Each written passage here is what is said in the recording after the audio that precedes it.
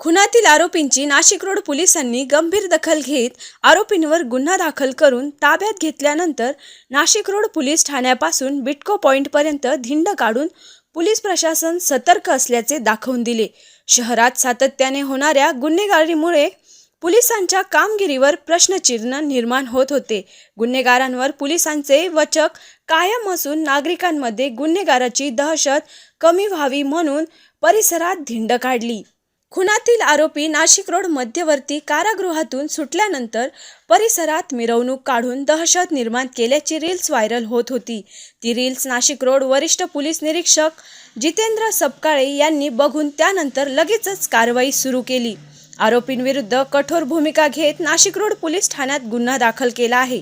20 September रोजी रात्री 8 वाजेच्या सुमारास नाशिक रोड मध्यवर्ती कारागृह या ठिकाणी अंबड पोलीस ठाण्यातील गुन्हा दाखल असलेल्या आरोपी महेश सोनवणे उर्फ चिमण्या हा खून करून जेलमधून सुटल्याने त्याच्या समर्थनासाठी प्रतीक सोनवणे, यश गीते, मोनू सोनवणे, उमेश फसाळे, प्रमोद सावडेकर, श्रावण बगारे, सुमित बगाटे, मुन्ना सावळे, रामू नेपाळी यांच्यासह 15 ते 20 जणांनी धारदार शस्त्र मिरवणूक 4 चाकी व दुचाकी वाहनांवर बसून जाताना रस्त्याने जाणाऱ्या येणाऱ्या सामान्य नागरिकांना व वाहनांना वाहतुकीस अडथळा निर्माण करून त्यांच्या अंगावर धावून दहशत निर्माण केली होती।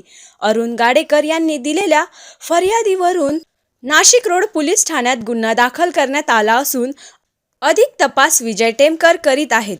टॉप न्यूज साठी सचिन गायकवाड, नाशिक।